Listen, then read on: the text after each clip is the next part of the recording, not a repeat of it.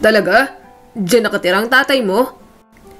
Kumunot ang noon ni Patricia dahil sa tanong ni Kaloy na may bahid ng pagtawa. Parang ayaw pa nga nitong maniwala.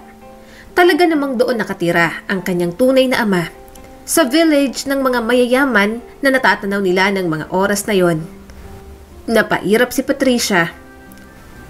Oo nga, diyan nagtatrabaho dati si inay bilang katulong. Kaya nandyan daw ang tatay ko. May ngisi pa rin na naglalaro sa mga labi ni Kaloy. Nagsisisi tuloy si Patricia na sinama niya pa ito. Ito na ang pinakadakilang negative na tao sa lahat. Parang ang hirap naman nga kasing paniwalaan, Patricia. Alam mo, kapag mayaman ka, may pera ka. At kapag may pera ka, may pampaganda ka. Pero bakit hanggang ngayon pangit ka pa rin? Walang kagatol-gatol na tanong ni Kaloy. Kung hindi niya lang talaga kaibigan si Kaloy, nahampas niya na ito ng tubo. Ang galing nitong mangbasag ng trip. Hindi naman siya nagagalit kapag tinawag siya nitong pangit. Sobrang sanay na din naman siyang tawagin ng ganoon. Isa pa, kaibigan niya naman si Kaloy, kaya alam niya na klase lang iyon ng pang-aasar sa kanya. May sakit si Patricia sa balat. Simula bata pa, nasa katawan niya na yon. Naghahalo ang maputing balat sa kanyang may pagkamure ng balat. Kaya marami ang tumatawag sa kanya ng aso. Nagmumukhang mga malalaking an-an ang nasa kanyang balat. Kapag hindi siya kilala ng tao, nilalayuan agad siya. Iniisip na nakakahawa ang kanyang sakit sa balat. Nanatiling nakatutok ang tingin ni Patricia sa village. Likod pa lang yon, pero palong-palo na sa ganda. Kapag sa harap sila pumunta, itataboy lang sila ng gwardya. Kaya sa likod na lang talaga sila sumisilip ni Kaloy. Parang ang daling abutin sa kamay ng mga nasa harapan ni Patricia. Pero ang totoo, isusuka lang siya ng lugar na yon. Hindi na siya umaasa sa pagtanggap. Pero kahit alam niyang ganoon, hindi niya pa rin mapigilang mag-usisa. Pakiramdam ni Patricia, bahagi yon ng kanyang buhay na ipinagdadamot sa kanya. Anak daw ako sa labas, sabi ni nanay. May asawa at anak na raw ang tatay ko. Hindi niya ako matanggap dahil doon. Hindi dahil pangit ako. Yun lang yun. Siyempre, tatay ko na yun. Hindi naman siguro niya ako tatawaging pangit. Umaasang sabi ni Patricia. Tinawanan lamang siya ni Kaloy. Hindi ka nga matanggap na anak. Tanggapin pa kayang itsura mo. Kahit ang asawa ng inay mo na uumay sa'yo Lagi kang napag-iinitan. Mabuti na lang. Malaki ang muscles ko. Napagtatanggol kita. Tinapik ni Patricia ang braso ng kanyang kaibigan. Ipinagmamalaki pa talaga ang maliliit nitong mga muscle. Kaya kahit nakakatanggap siya ng panlalait kay Kaloy, hindi siya naapektuhan. Lagi siya nitong pinoprotektahan kahit sa mga nang-aasar sa kanya. Lagi itong nakikipag-away para sa kanya. Gusto kasi nitong ito lang ang mga asar. Kaya kahit si Patricia, unlimited din na nalalait ni Kaloy. Ganun na lang talaga ang banding nilang magkaibigan. Huminga ng malalim si Patricia. Basta, umaasa pa rin ako matatanggap ako ng tatay ko. Kahit hindi na ako maambunan ng yaman nila, hindi naman ako mukhang pera. Wala akong pakialam sa pera nila. May matawag lang akong tatay, ayos na sa akin. At kahit ganitong itsura ko, matanggap niya pa rin ako. Alam niyang hindi siya larawan ng karaniwang kagandahan. Hindi na nga siya pasok sa standard, malupit pa sa kanya ang mundo. Nagkaroon lang siya ng sakit sa balat pero tao pa rin naman siya. Alam niya namang parang imposibleng matanggap siya. Hindi niya alam ang buong kwento dahil ayaw magkwento ng kanyang inang si Feli. Naging kasambahay si Feli sa mansyon ng pamilya ni Edward at nagkaroon ng relasyon. Nang mabuntis ang kanyang ina, pinalayas na ito. Doon pa lamang naisip ni Patricia na hindi siya bunga ng pagmamahalan. Gayunpaman, alam niya namang mahal siya ng kanyang inay. Kailanman, hindi siya pinakitaan ng masama ni Feli. Kontrabida lang talaga sa buhay niya ang asawa ng kanyang ina. Curious lang naman ako mahinang sabi ni Patricia. Kailangan ko lang malaman kung sino ang ama ko, kung anong klase siyang tao. Kasi hindi mo rin naman alam ang nararamdaman ko. Para akong naliligaw simula bata pa. Kahit nandyan naman ang inay, parang wala akong matawag na buo kong pamilya. Napabuntong hininga si Kaloy. Pero hindi mo rin naman alam ang magiging reaksyon ng tatay mo sa'yo. Gaya nga ng sabi mo, pinalayas ang nanay mo noon nang malaman na ipinagbubuntis ka niya.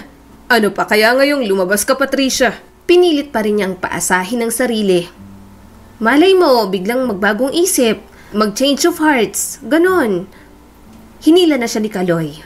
Halika na, uwi na tayo. Baka hanapin ka na ni Aling Feli, lagot ka ron. Diba, ayaw niyang pumupunta ka rito? Tama naman ang kanyang kaibigan. Pinapagalitan siya kapag pumupunta roon. Siguro, alam lamang ni Feli na wala naman siyang mapapala. Bukod doon, kahit hindi sabihin, alam ni Patricia, minahal ng kanyang ina si Edward. At maaaring ang kanyang ama ay ganoon din. Hindi niya lang alam kung paano ang naging estado ng relasyon ng mga ito noon. Wrong timing lang talaga dahil may asawa na si Edward at maling-mali talaga dahil kasalanan pa rin ang ginawa ng mga ito. Naglalakad na sila pauwi nang makasalubong ang kanyang ina. Marami itong dala at mukhang galing sa palengke. Sige na Kaloy, umuwi ka na. Salamat sa pagsama sa akin. Nakangiting sabi ni Patricia. Tumango naman ito. Sige, uwi na ako. Ang aasim mo na. Maligo ka na. Nanlaki ang kanyang mga mata. Ikaw ngang mukhang maasim dyan eh. Natatawang lumapit si Patricia sa kaniyang ina. Tinulungan niya ito sa mga dala. Medyo mabigat pa nga ang iba. Saan na naman kayo nagpunta ni Kaloy? Tanong ni Feli. Hindi siya tumingin ng diretso sa kanyang ina.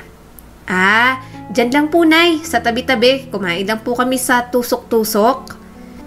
Habang naglalakad silang magkatabi, sumulyap si Patricia sa mukha ng kanyang ina.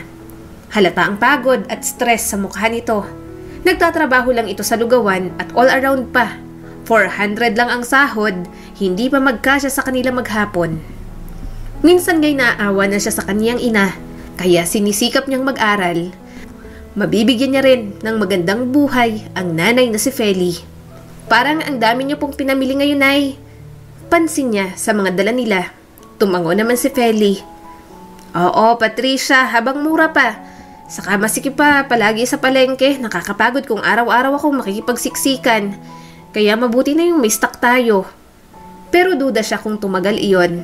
Lalo pa sa stepfather niyang matakaw. Hindi titigil kakanguya hanggat may pagkaing nakikita. Habang papalapit sila sa kanilang simpleng bahay, bahagyang bumigat ang kalooban ni Patricia. Ayaw niya talagang umuwi. Hindi tahanan sa kanya ang kanilang bahay. Nahihirapan siyang magpahinga, lalo na kapag nakikita niya ang pamumuhay ni Arvin, ang kanyang stepfather. Pagpasok sa loob, inilagay ni Patricia ang mga pinamili sa lamesa. Siya na nga ang nagtanggal ng mga pinamili sa plastic. Pagod na ang kanyang ina, kaya siya nang kikilos. Anong para sa hapunan po, inay? Tanong ni Patricia. Tinuro ni Feli ang isang plastic.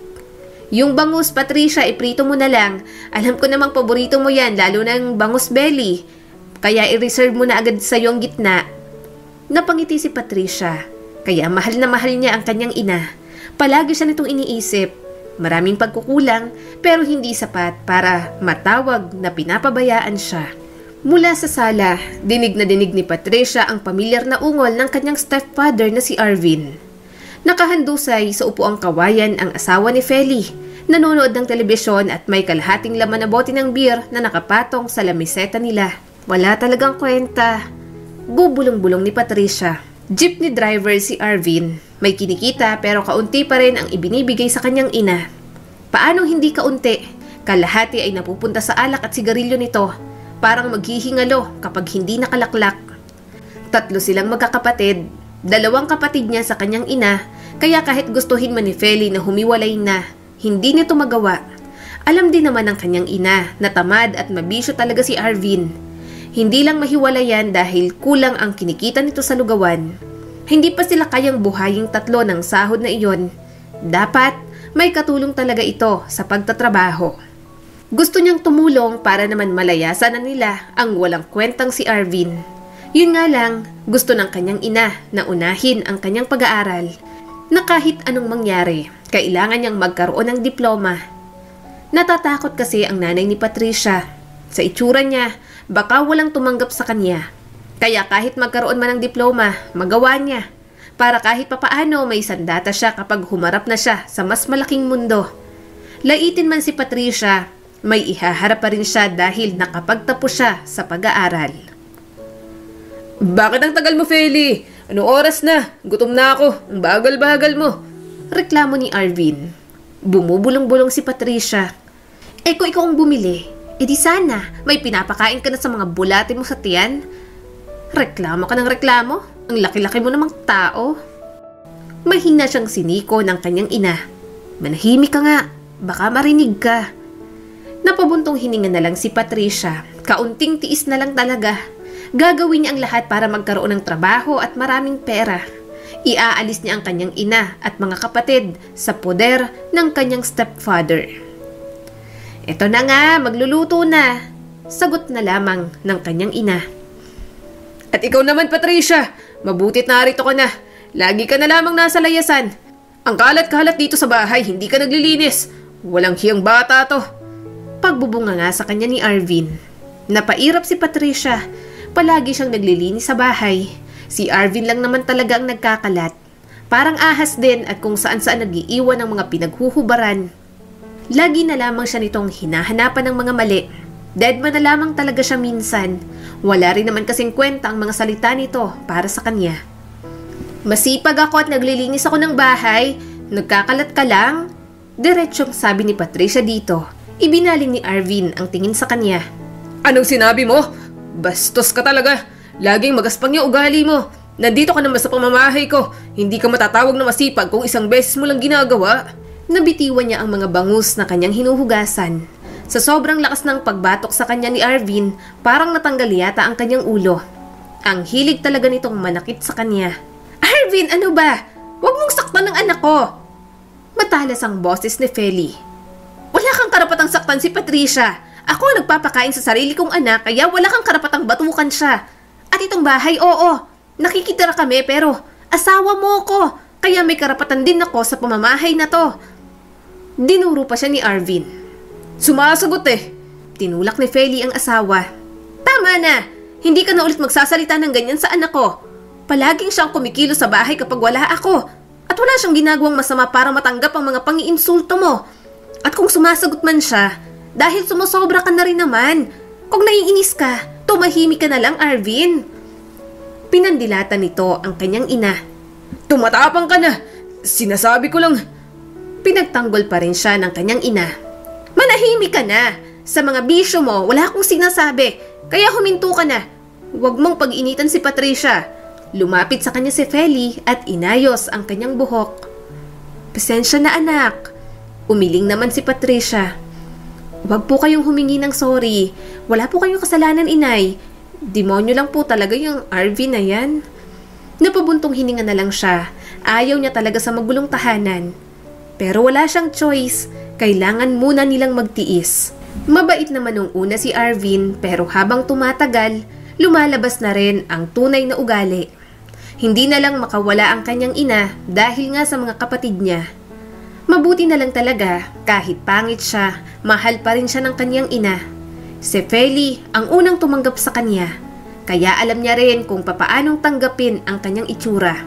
Kaya kahit anong mangyari, gagawin niya pa rin para sa inang si Feli. Doggy! Choo! Arf arf! Dadaan na yung aso! Pangaasar sa kanya ng mga tambay sa kanto. Yumuko agad si Patricia. Naghahanap siya ng mga batong pwedeng ipangbato. Pagod na nga siya galing sa school, may mang-aasar pa sa kanya ng ganoon. Nang nakakita siya, biglang nagtakbuhan ng mga ito. Mahina siyang tumawa. Mang-aasar pero takot na mabato. Hindi naman siyang klase ng tao na kapag inaasar, iiyak na lang sa isang tabi. Wala namang ambag sa kanyang buhay ang mga nang-aasar sa kanya. Nagpatuloy sa paglalakad si Patricia sa kalsada. Nakasabit sa kanyang balikat ang kanyang bag. Susunduin niya pa si Feli. Maganda rin kasi may kasabay ang kanyang ina. Gusto niya ring naglalaan ng oras para sa kanyang ina. Makikipagkwentuhan at makikipagtawanan. Hindi niya kasi nagagawa iyon sa bahay nila dahil kay Arvin. At ibinibigay niya na lamang din ang oras na yun kay Feli para magpahinga. Inay! Mahinang tawag niya nang makita ito. Napangiti naman agad si Feli. Nag-order na lang siya ng lugaw para makaupo siya. Habang kumakain, pinapanood niya kung papaano magtrabaho ang kanyang ina. Kating-kati na ang kanyang mga kamay na tulungan ito. Bawal nga lang dahil baka mapagalitan ng amo. Pagkatapos ay walang babala, biglang sumuray-suray si Feli. Nadulas mula sa pagkakahawak sa kaldero na kanina pa nito binubuhat. Tumama sa sahig ang kanyang ina. "Nay!" Malakas na tawag ni Patricia at tumayo agad. Natapon pa sa kanyang ina ang laman ng kaldero. Bumilis ang tibok ng puso ni Patricia nang makitang namumutla ang mukha nito. Nanlaki ang mga mata niya at mabilis na lumapit. Nagkagulo ang restaurant. Naalarma ang mga customer habang ang mga tauhan ng kusina ay sumugod na sa tabi ni Feli. "Tulong! Tumawag kayo ng ambulansya!" sabi ng katrabaho ng kanyang ina. Gulong-gulo ang isipan ni Patricia. Habol niya rin ang kanyang hininga. Namumuo ang luha sa kanyang mga mata. Hindi niya kakayanin kung may masamang mangyayari dito. Namalayan niya na lamang na nasa ospital na siya. Tinitingnan na ang kalagayan ng kanyang ina. Dumating na rin naman si Arvin. Nasisi pa siya kahit wala naman siyang ginagawang masama. "Kumustang asawa ko, Dok?" tanong ni Arvin sa doktor. Huminga ng malalim ang doktor. Dumaranas ng ilang malubhang sintomas ang pasyente. Namamaga ang kanyang liver. Kailangan nating simulan agad sa medications para mabantayan ang kanyang kondisyon. Mas lalo siyang nag-alala kay Feli. Hindi pwedeng magkasakit ang kanyang ina. Ito ang lakas niya sa kanyang buhay. Nagsusumikap si Patricia para dito. "Magiging okay ba siya? Malala ba yun? Malaki ang magagastos na pera?" tanong pa ng kanyang stepfather. Sumagot naman ang doktor. "Gagawin namin ang lahat para matulungan siya. Sa ngayon, kailangan na talagang maagapan ang sakit niya para hindi na lumala at hindi mag-cause ng severe damage sa katawan. Hindi ko pa masasabi at magtanong na lamang kayo sa in-charge pero sa kondisyon ng asawa mo, malaking halaga ang kakailanganin." Umupo si Patricia sa kanyang nakitang upuan. Mahigpit niyang hinawakan ang kanyang bag. Panay ang reklamo ni Arvin habang siya naman hindi matigil ang pag-aalala. Kailangan nila ng pera. Hindi niya alam kung saan kukuha pero kailangan niya talagang gumawa ng paraan. Hindi niya pwedeng pabayaan ang kanyang ina. Kaya kahit walang kasiguraduhan, hihingi siya ng tulong. Kahit lumuhod pa siya sa kaniyang totoong ama, gagawin niya. Matulungan lamang si Feli. "Ano ba? Sabi na ngang bawal ka rito eh." Saway ng guard sa kanya. Pero nagpumilit pa rin si Patricia. "Maniwala po kayo sa akin. Anak nga po ako ni Edward Hermosa. Papasukin niyo na po ako. Kailangan ko po siyang makausap." Tumawa naman agad ang guard. "Anak ka? May tama ka ba, Neng? Ang gwapo ni Sir Edward. Tingnan mo nga yung itsura mo. Walang anak na pangit si Sir Edward. At isa lang ang anak nun, si Ma'am Sofia. Yun talagang anak. Maganda at makinis ang balat. Anak mayaman." Gusto niya nang maiyak sa sobrang frustration. "Anak nga po ako ni Edward Hermosa. Kahit magpa-test pa po kami, anak niya po talaga ako. Papasukin niyo lang po ako. Kailangan ko pong makausap ang tatay ko." Pero hindi pa rin talaga siya hinayaan ng mga gwardiya ng village. Magkahalong frustration at desperasyon ang nararamdaman ni Patricia. Kailangan niyang makausap ang kanyang ama. Kailangan niyang humingi ng tulong. Lulunukin niya ang kanyang pride para sa kanyang ina. Tumakbo siya papunta sa village pero mabilis siyang nahila ng mga guard. "Ang tigas talaga ng ulo ng pangit na to. Sabi ng bawal nga." Kakapilit niya, tinulak siya ng isa kaya bumagsak na siya sa kalsada. Napatili siya ng muntik na siyang mabangga ng isang sasakyan. Mabuti na lang nakapagpreno ang nagmamaneho nun. Habol ni Patricia ang kanyang hininga. Akala niya mawawala na siya sa mundo. Bumaba ang driver at tinanong kung ayos lang siya. Hindi siya makasagot. Hindi rin niya magawang tumango. "Anong nangyayari dito?" tanong ng isang matandang lalaki na kabababa lang ng sasakyan. Nahihiyang tumabi ang mga guard. "Chairman!" Tumunghay si Patricia sa matanda. Nang magtagpo ang kanilang mga mata, hindi niya alam kung bakit biglang gumaan ang kanyang pakiramdam. Kahit may tapang ang mukha, para bang maamong tupa pa rin. Lumapit pa ito at inilahad ang kamay sa kanya. "Nasaktan ka ba, iha?" tanong nito. Tumayo agad si Patricia at marahang umiling. "Pasensya na po." "Ano bang nangyayari dito?" Maotoridad na tanong ng matandang lalaki. Umawang ang kanyang bibig. Hawak pa rin siya ng matanda. Para bang hindi ito natatakot sa kanya na baka may nakakahawa siyang sakit o ano paman. Ni hindi niya nga ito nakitaan ng pandidiri. Sinagot naman agad ng mga guard ang matanda. "Nagpupumilit po siya, Chairman. Pinagpipilitan niya pong anak siya ni Sir Edward." Napatingin agad sa kanya ang matandang tinawag na chairman ng mga ito. Anak ka ni Edward? Sino ang nanay mo? Napalunok si Patricia. Si Feli de Guzman po. Ako po si Patricia Alcaraz. Apelyado po ng nanay ko po sa pagkadalaga. Maniwala po kayo. Anak po talaga ako ni Edward Hermosa. Kailangan ko lang po talaga siyang makausap. Hindi naman po ako manggugulo. Tumango naman ang matandang lalaki. Ako si Arturo. Pero pwede mo kong tawaging Lolo Arturo. Sumakay ka sa sasakyan. Tutulungan kitang makausap si Edward. Nanlaki ang mga mata ni Patricia. Talaga po? Tumango ulit ang matanda. Nang makasakay siya sa sasakyan nito, hindi siya makapaniwala. Habang nasa daan, natanaw niya ang mga naglalakihang bahay. Sobrang gaganda at lalaki ng mga bahay sa village na yon. Malalayo rin ang mga agwat. Hindi katulad sa kanila na kahit utot ng kapitbahay, rinig na rinig niya. Maya-maya, nakarating na rin sila sa bahay ng matandang lalaki. At mas lalo lang siyang namangha. Ang bahay na yata nito ang pinakamalaking bahay na nakita niya roon. Pagpasok pa lang, nakahilera na rin ang mga kasambahay. Pasok ka, Iha. Maupo muna tayo sa living room habang hinihintay si Edward. Pinatawag ko na siya. Sabi sa kanya nito. Bumaha ang gulat sa kanyang mukha. Kilala niyo po ang tatay ko? Ngumiti naman ang matanda. Talagang kilala ko si Edward. Dahil siyang aking anak. Paulit-ulit na lamang yatang magugulat si Patricia sa kanyang mga nakikita at nalalaman. Sakalang mas lalong naging malinaw sa kanya ang lahat nang makita ang mga larawan sa loob ng bahay. Nakita ni Patricia ang larawan doon ni Edward, pero ang mas lalong nagpagulat sa kanya, ang isang babaeng nasa kupas na larawan. Maganda at halos kamukha niya na, pero ang balat nito, katulad din ng kanyang sakit sa balat. Sino po siya? Tanong ni Patricia kay Lolo Arturo. Napangiti naman ang matanda. Siya ang aking ina, Patricia. Kaya nang makita kita kanina, parang nabuhay siya ulit sa'yo. Walang duda, anak ka nga ni Edward at apo naman kita. Hindi ko alam na may anak si Edward sa ibang babae. Ilang taon ka na ba, Iha? Nahihiya siyang sumagot. 19 na po ako. Anak po ako sa labas. Naging kasambahay po noon ng nanay ko sa mga Hermosa at nabuntis po ng anak ninyo ang aking inay. Alam ko pong ayaw niyo po sa akin pero kakapalan ko na po ang mukha ko. Nandito po sana ako para humingi ng tulong. May sakit po ang aking ina at nasa ospital. Kailangan ko po ng pera. Napabuntong hininga ang matanda. Hindi ko alam ang buong kwento. Nagulat akong bigla ka na lamang lumitaw. Ang makakasagot lamang sa akin ay ang ama mo. Umiling si Patricia. Sabi po ni inay, nang malaman po ng tatay ko na nabuntis siya, pinalayas niya po siya.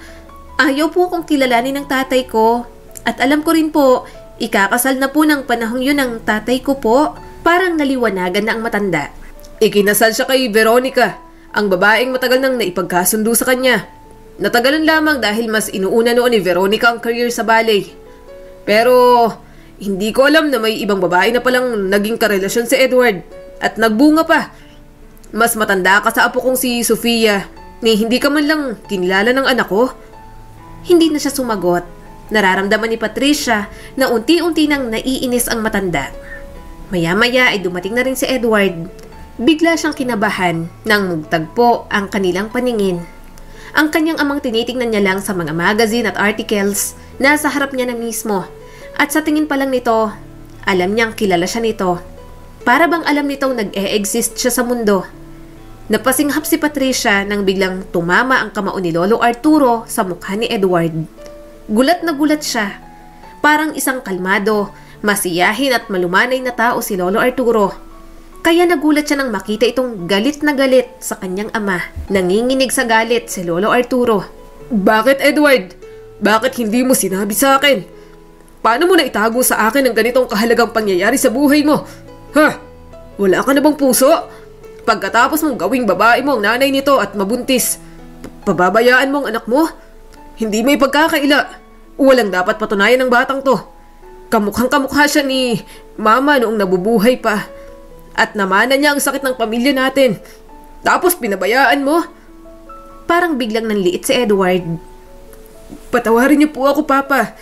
Hindi ko po alam kung paano sasabihin sa inyo.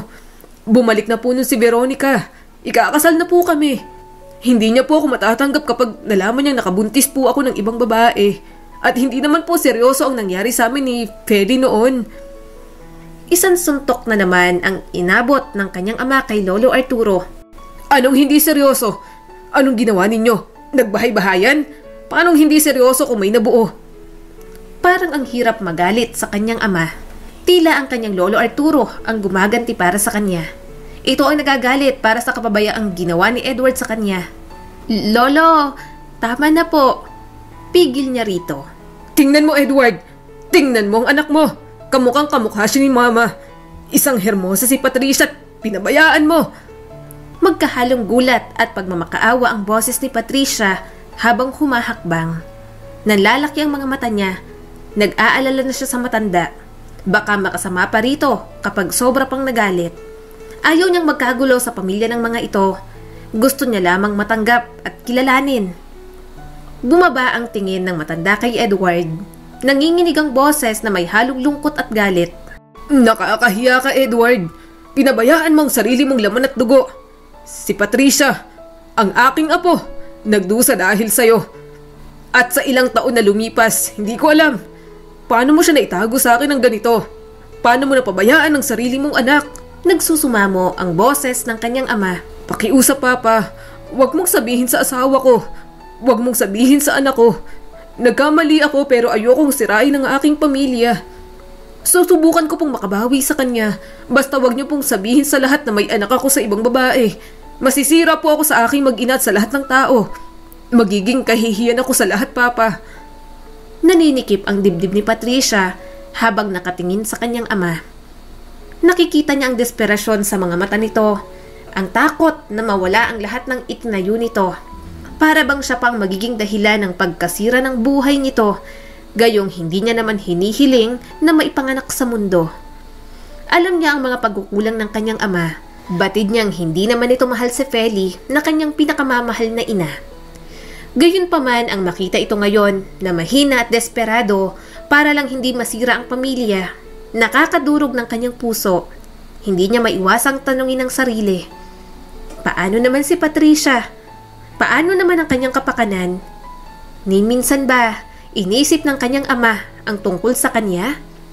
Hindi niya na napigilan ang kanyang sarili. Hindi po, wag po kayong mag-alala. Ayokong masira ang pamilya mo, Sir Edward. Nais ko lang nakilalanin mo ako na nandito ako sa mundo at nabuhay ako. Pero hindi na po pala. Hindi bale na lang po. Ngayon, naiintindihan ko na po ang nanay ko kung bakit ayaw niya akong makita kayo kasi halata namang ayaw niyo po sa akin. Hindi sumagot ang kanyang ama. Mas lalo siyang nasaktan. Bakit niya ba pinagpipilitan ang kanyang sariling magustuhan at mahalin ng kanyang sariling ama? Pinipigilan ni Patriciang tumulo ang mga namumuong mga luha. Hindi niya ipapakitang mahina siya. Kung wala itong pakialam sa kanya, wala na rin siyang pakialam. Humarap siya sa matanda. Kakapalan ko na po ang mukha ko, Lolo Arturo. Pero humihingi po ako ng tulong para sa nanay ko. Siya lang po ang meron ako kaya nagmamakaawa na po ako. Tulungan niyo po kami. Umiling agad si Lolo Arturo. Hindi mo kailangang magmakaawa. Ako ang bahala sa inyong mag-ina. Nang niyakap siya ng kanyang lolo, doon na siya umiyak. Mabuti pa ang matanda, tinanggap siya kaagad. Masyadong maikli ang buhay, kaya hindi niya na ipipilit ang sarili sa mga taong ayaw sa kanya. Tinulungan na nga si Patricia ng kanyang lolo. Ito ang nagbayad ng hospital bills ng kanyang ina. Hiyang-hiya naman si Feli nang muling makita ang kanyang Lolo Arturo. Nang makaalis ang matanda, kinausap naman siya ng kanyang ina. Tulala ito at mukhang malalim ang iniisip. Gayunpaman, masaya siya dahil unti-unti na ring umaayos ang kalagayan nito. Bakit humingi ka ng tulong sa kanila? Hindi ba't sinabi kong huwag ka na ulit pupunta ron? Malamig na tanong ng kanyang ina. Natigilan si Patricia sa pagbabalat ng mansanas. Inay, ano pong gagawin ko? Hindi ko po kayo pwedeng pabayaan. Wala rin po tayong aasahan kay Arvin. At okay lang po. Alam ko naman pong hindi ako tanggap ng tatay ko. Pero ang Lolo Arturo ko po, sobrang bait niya po sa akin. Kahit yun na lang po, hayaan nyo na lamang po akong maramdaman ko yun. Ngayon lang po may isang taong tumanggap sa akin at hindi nandiri sa itsura ko. Mahalaga po sa akin kayo pareho. Tumulo ang luha ni Feli. Niyakap niya naman ito. Alam niya namang ayaw lang nitong masaktan siya. Tiningnan siyang mabuti ni Feli. Takot ako sa mararamdaman mo. Dahil nang pinalayas ako ng ama mo at hindi niya matanggap na buntis ako, nasa sinapupunan pa lang kita. Nasaktan na ako para sa'yo. Naisip ko rin naman kasi na kasalanan ko, Patricia. Matagal na akong may lihim na pagtingin sa tatay mo noon. Magkababata kami dahil kasambahay din dati ang lola mo roon. Matagal na akong nagmamahal kay Edward. Kaya nang makita kong malungkot siya at nagkakalabuan sila ni Veronica noon, sinamahan ko siya kahit alam kong si Veronica pa rin talaga ang mahal niya. Nagpagamit ako. Kahit sa bandang huli, alam kong hindi ako ang pipiliin niya. Hindi na rin napigilan ni Patricia ang umiyak. Hindi niya magawang sisihin ang kanyang ina. Nagmahal lang naman ito. Yun nga lang, umibig ito sa taong hindi naman ito kayang mahalin pabalik. Umiling ang kanyang ina. Umalis ako dahil ayoko na rin magulo sila at ayoko rin na makilala mo ang tatay mo para hindi ka na masaktan. Tumango si Patricia. Wala po sa akin yon. Hindi na naman po ako maghahabol. Ayoko rin pong sirain ang pamilya ng tatay ko. Masaya na po akong mahal at tanggap ako ni Lolo Arturo. Saka palagi ka namang nandyan sa tabi ko, inay. Alam mo po, binigyan po ako ng bahay ni Lolo Arturo. Pwede po tayong tumira doon. Pagkalabas niyo po rito, iiwanan na po natin yung RV na yun. Isasama po natin ang mga kapatid ko. Magsisimula po tayo ng bagong buhay. Tumango si Feli. Nakita niyang pag-asa sa mga mata nito. Yun lang naman ang gusto niyang makita. Marami na itong pinagdaanan sa buhay, kaya masaya siya kapag napapasaya niya si Feli. Ngumiti siya sa kanyang ina. At pagmamayari po ng mga Hermosa ang isang pangmayaman at sikat na school. Pag-aaralin daw po ako ni Lolo Arturo. Makakapasok na po ako sa kolehiyo nang wala po kayong aalalahaning gastusin. Bahagyang nag-alala si Feli. Hindi ba't pagmamayari yun ni Edward? Paano kung magkita kayo ron? Umiling si Patricia. Malaki naman po yon, saka hindi ko po siya papansinin. Wala naman pong nakakaalam na anak po ako ng tatay ko. Hindi ko rin po ipagsasabi na si Lolo Arturo ang paraan para makapasok po ako. Napag-usapan pong kunwari, binigyan na lang po ako ni Lolo Arturo ng scholarship grant at bala kong mag-working student na rin po doon. Para syempre, may bibigay po akong panggastos natin. Ayaw ko rin naman pong galawin yung allowance na binibigay po sa akin ni Lolo Arturo. Saka na lang po kapag emergency talaga. Napabuntong hininga ang kanyang ina. Wala na akong magagawa, mukhang pinagplanuhan mo talaga. Basta anak, kung may problema ka, sabihin mo lang sa akin. Napangiti naman si Patricia. Alam niya naman ang kanyang ina ang palaging kakampi niya sa lahat. Pinalaki siya nitong matibay ang loob, kaya kahit lumaki siyang pinagtatawanan at tinutukso, hindi iyon nakakasira sa kanyang pagkatao. Ang ganda ng bagong bahay ninyo, Patricia. Kung ganon, mayaman ka na?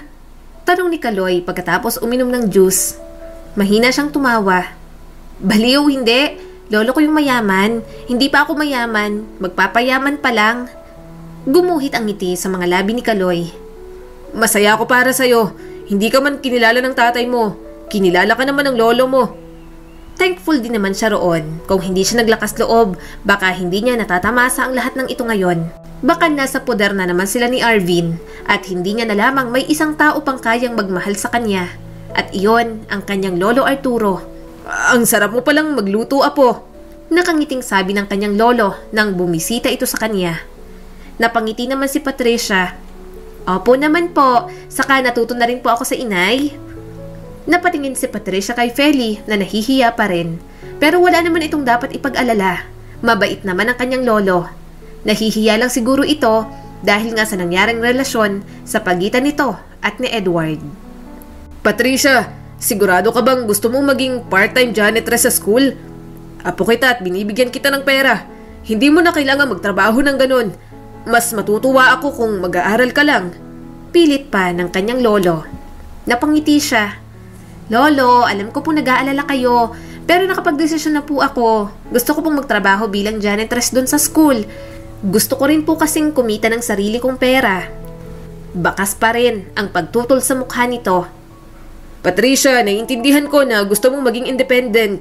Pero ang pagtatrabaho bilang isang janitress, hindi ang uri ng trabaho na gusto ko para sa'yo. Apo kita, kaya bakit kailangan mong pahirapan ang sarili mo ng ganyan? Kung gusto mo ng pera galing sa kita mo, saka na lamang kapag nakapagtapos ka na. Huminga ng malalim si Patricia. Hindi naman po kasi ito tungkol lang sa pera, Lolo. Gusto ko pong patunayan sa sarili ko na kaya ko. Sanay po ako sa hirap ng buhay. At gusto ko pong matuto sa mga pagdadaanan ko pang hirap kaysa tanggapin ko lang po lahat ng binibigay ninyo. Napasandal si Lolo Arturo sa upuan. Pinunasan nito ang bibig. Para bang hirap na hirap itong intindihin ang mga bagay na ginugusto niya. Napabuntong hininga ang matanda. Alam kong kaya mo, Patricia. Pero mayaman ang pamilya mo. Mayaman ako at ang ama mo. Magiging bahagi ka rin ng legacy ng mga negosyo at school na papasukan mo. Kaya bakit gugustuhin mong maging janitress? Umiling si Patricia. Bakit po? Kapag wala po ang mga janitress, gaganda at linis po bang buong school? Magandang trabaho rin naman po yun. At natural na magsimula po ako sa mababa dahil wala naman po akong napapatunayan. Swerte ko na nga lang po ngayon na marami na po akong pagpipilian. Hindi po mababang gawain sa akin, Lolo, ang pagiging janitress. Napahilot sa sentido si Lolo Arturo. Mahina naman siyang tumawa. Mukhang walang magagawa ang kanyang lolo sa kanyang pagiging mapilit. Patricia, alam kong palagi kang sanay na ginagawa lahat ng mag-isa. Isa yan sa mga hinahangaan ko sa'yo.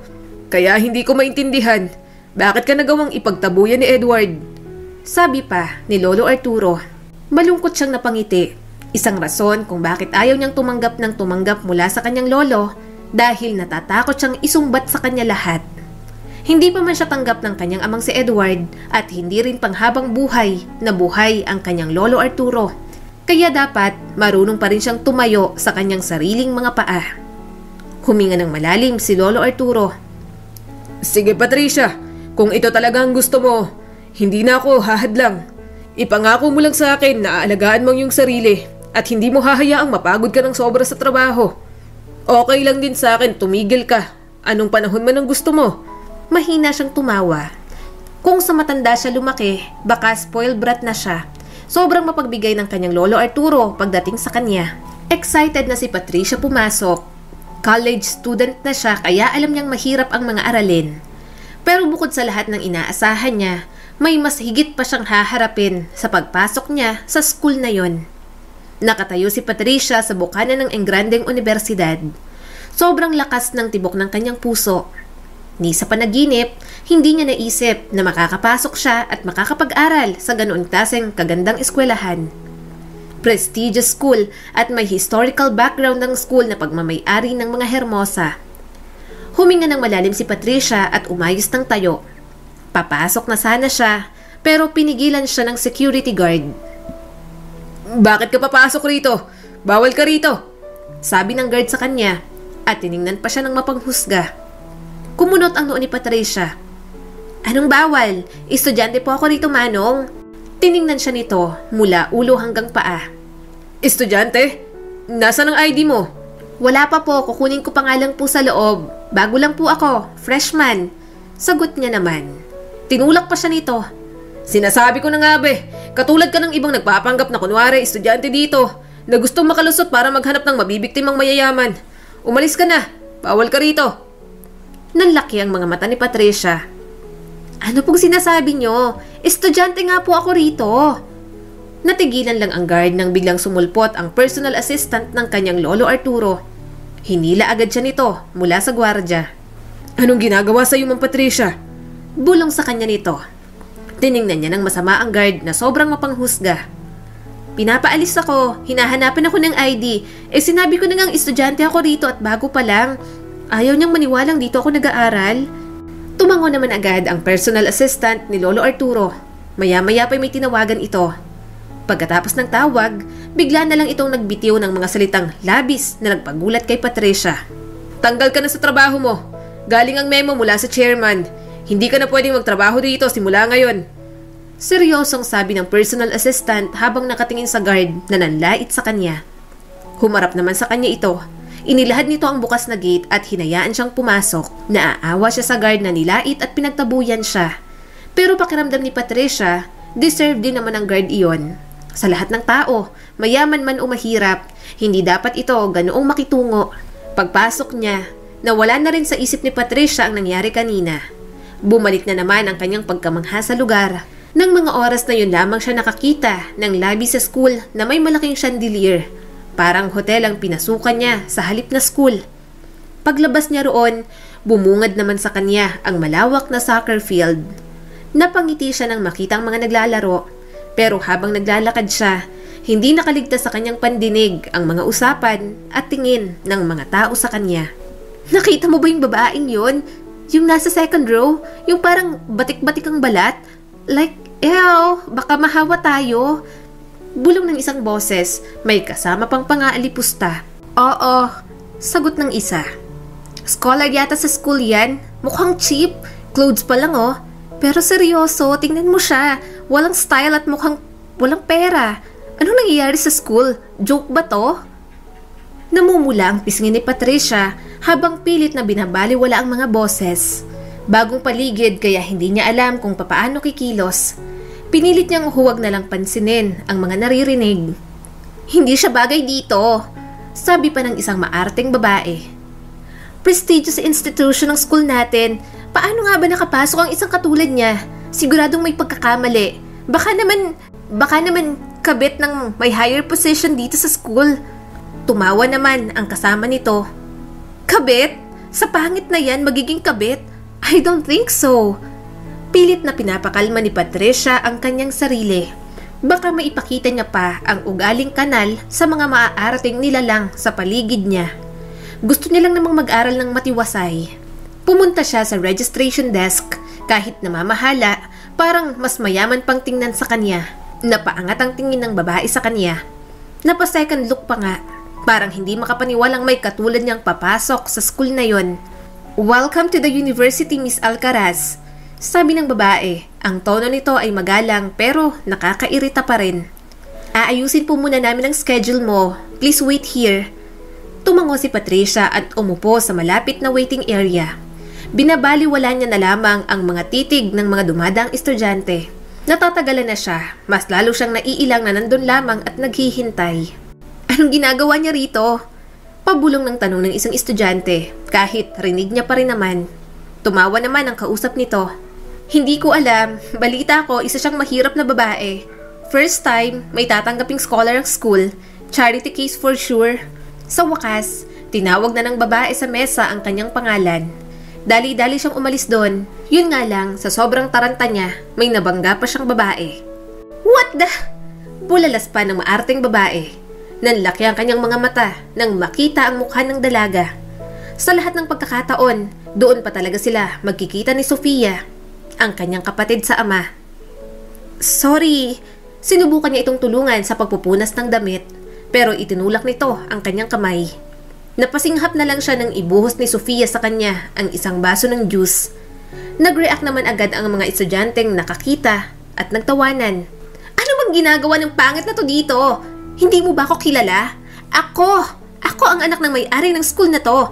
Kaya alamin mo muna kung sinong babanggain mo. Sigaw sa kanya ni Sofia. Binato nito sa mukha niyang plastic cup. Hindi ugali ni Patricia ang magpaapi. Pero sa sobrang gulat na lang talaga na makita niya sa unang pagkakataon ang kanyang kapatid, hindi na rin niya alam kung ano ang gagawin. Hindi niya kayang saktan si Sofia o kahit pagsalitaan ito ng kung ano-ano. Tiningnan ni Patricia ang mga estudyanteng tumatawa pa sa kanyang sinapit. Hindi siya natatakot sa mga ito, subalit alam niyang hindi madali ang kahaharapin niya sa eskwelahan na yon. Naging janitress na si Patricia katulad nga ng gusto niya. Mabuti pang mga katrabaho niya, mabuti ang trato sa kanya. Kaya kahit papaano, gumaan ang kanyang pakiramdam. Ang galing mo naman, napagsasabay mo ang pag-aaral at pagtatrabaho. Hayaan mo na yung mga estudyante, ganyan talagang mga mayayaman dito. Kahit sa amin walang galang, kung makapagkalat akala nila pag-aaral nila kami at dakilang utusan. Sabi sa kanya ni Aling Mildred. Tumango naman si Aling Josie. Sinabi mo pa, kapag yung anak ko pinapangarap ng makapasok dito, sinisiraan ko agad. Maganda ang turo pero kung ganito naman ang mga estudyante, mga matatapobre, wag na lang. Mas mahalaga naman sa aking makapagtapos sa pag-aaral ang anak ko kaysa stress dahil sa mga kasama sa school. Yun ang mga kadalasang naririnig ni Patricia. Saksi naman siya ron. Pero hindi na lang talaga siya nagpapaapekto. Para sa katulad niyang nakaranas ng panlalait simula bata pa, parang naging immune na lang talaga siya.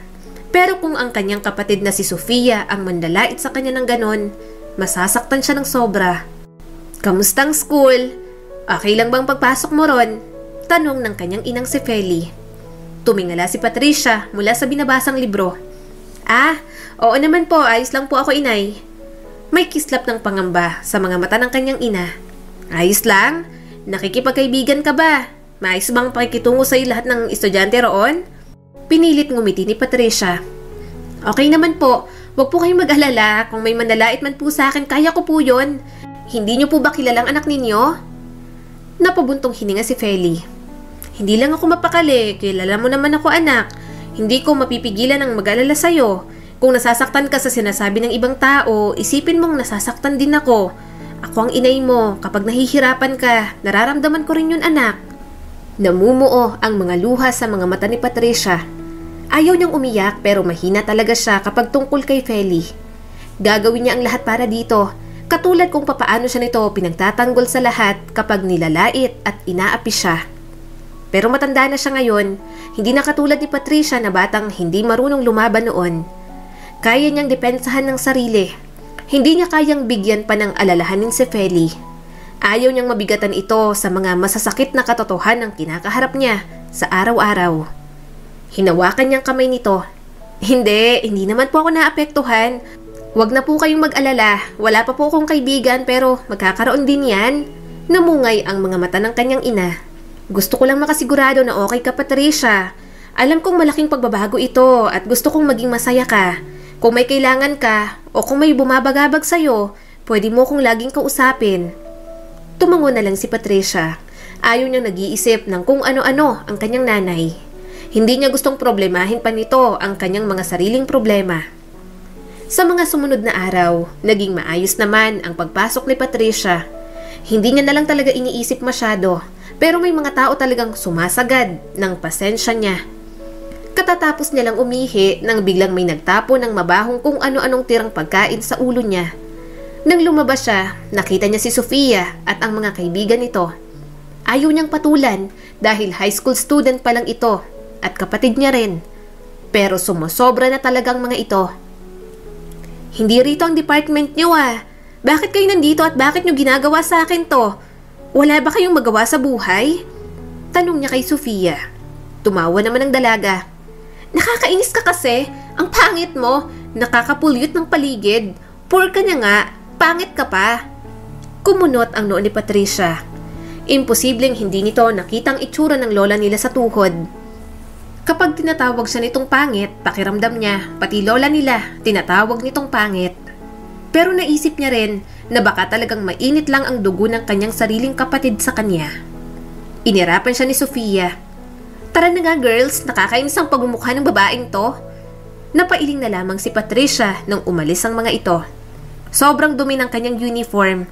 Kahit nilinis niya na, may mga mantsa pa rin. Amoy na amoy rin na mabaho ang kanyang damit. Hindi niya tuloy alam kung tutuloy pa siya sa susunod niyang klase o uuwi na lang. Habang naglalakad sa hallway, natigilan siya nang makasalubong si Edward. Ang kanyang ama na hindi siya matanggap-tanggap. Natigilan din ito. Tutuloy na sana siya sa paglalakad pero bigla itong nagsalita.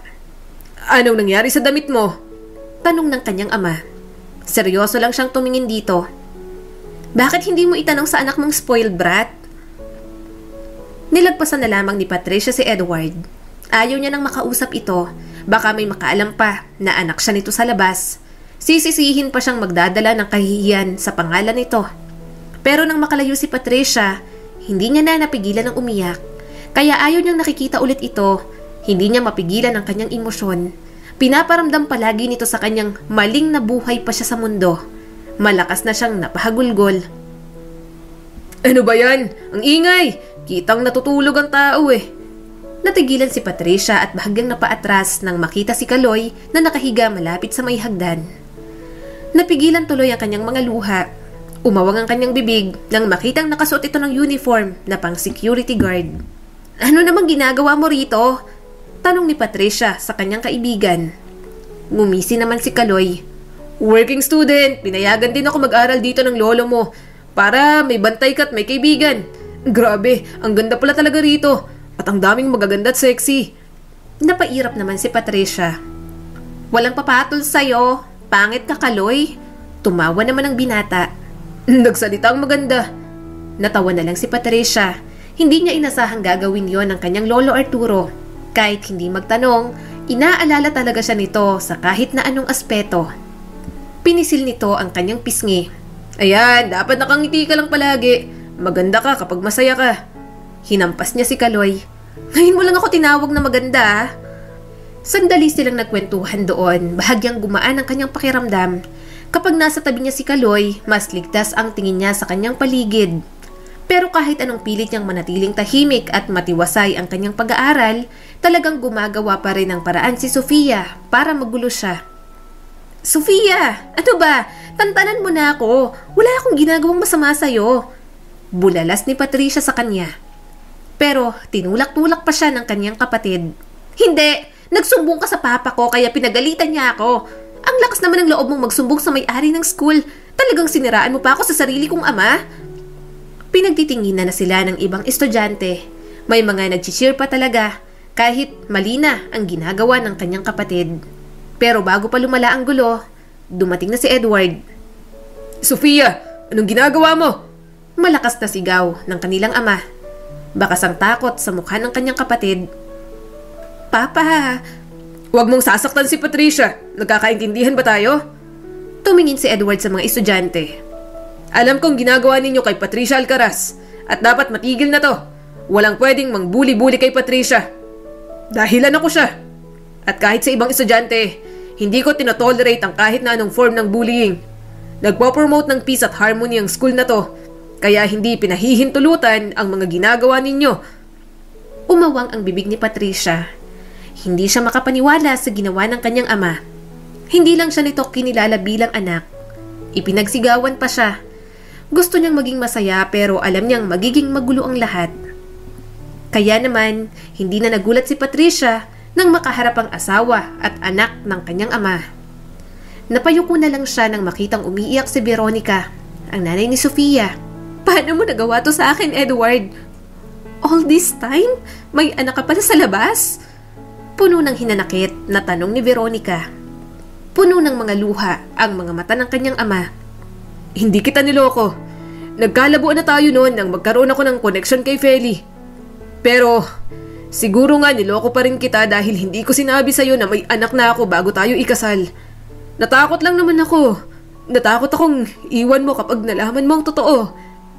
Mas lalo tuloy na paiyak si Veronica.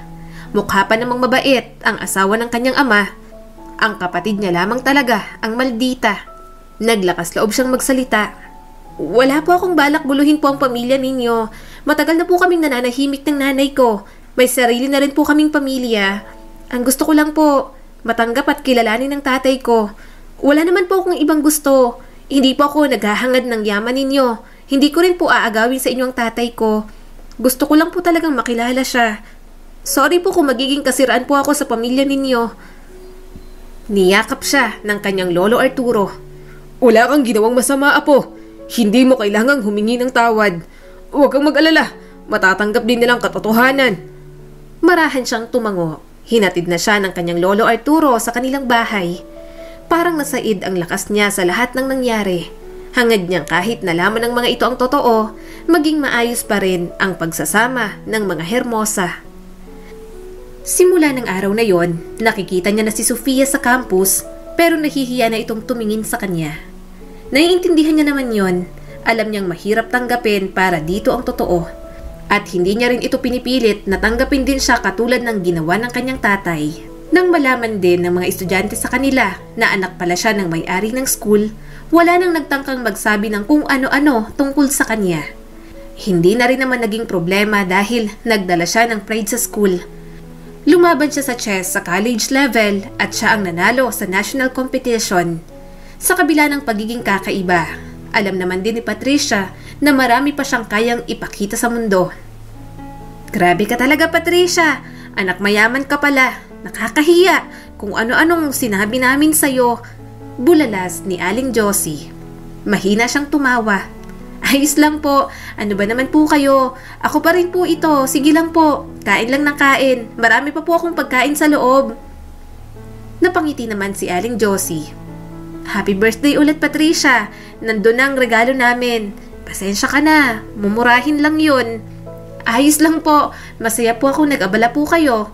Nakangiting saad ni Patricia. Simpleng handaan lamang iyon pero mapilit ang kanyang lolo Arturo. Nagkaroon tuloy siya ng maliit na party. Malalapit na tao lang din naman ang dumalo sa kanyang kaarawan. Maya-maya ay biglang tumili ang mga bisita. Nanlaki ang kanyang mga mata nang biglang naglakad papunta sa kanya si Kaloy. May dala itong bouquet ng mga rosas. Mga bata pa lang tayo. Crush na kita. Alam kong hindi ka maniniwala pero gustong gusto talaga kita. Mukha lang akong hindi seryoso pero ito talagang nararamdaman ko. Hindi to biro. Kaya, pwede bang manligaw? Tanong pa ni Kaloy. Natatawang tinanggap niya ang mga bulaklak. Kaya pala lagi mo akong tinutukso ano? Gusto mo pala ako? Nahihiyang umiti naman ang kanyang kaibigan. Gustong subukan ni Patricia si Kaloy. Matagal niya na itong kilala, kaya may tiwala siyang totoo ito sa kanya. Napangiti siya nang makitang pumasok ang kanyang amang si Edward. Pero nabitin yon nang makitang kasunod ang mag-ina na sina Veronica at Sofia. Napatingin siya sa kanyang ina. Napayuko ito at gusto nang pumasok pero hinawakan niyang kamay nito at ngumiti. Inay, huwag kang yumuko. Taas noo ka lang. Wala ka pong ginawang masama. Naging mabuti naman po kayong ina. Marahang sabi niya rito. Niyakap siya ni Edward. Happy birthday, anak. Napangiti naman siya. Salamat po. Maya-maya, ang mag-ina naman ang bumati sa kanya. Alam niyang awkward pa ang lahat pero na-appreciate niya ang effort na ginagawa ng mga ito. Sinusubukan ng mga itong kilalanin siya at sapat na sa kanya yon. Nang makita niyang magngitian sina Feli at Veronica, parang hinaplos ang kanyang puso. Anak, hindi pa ako humihingi ng sorry sa'yo. Malungkot na sabi ni Edward. Napangiti si Patricia. Ayos lang po yun, Tay. Matagal ko na po kayong napatawad. Hindi gusto ni Patricia na magtanim ng sama ng loob. Hindi naman perpekto ang bawat tao.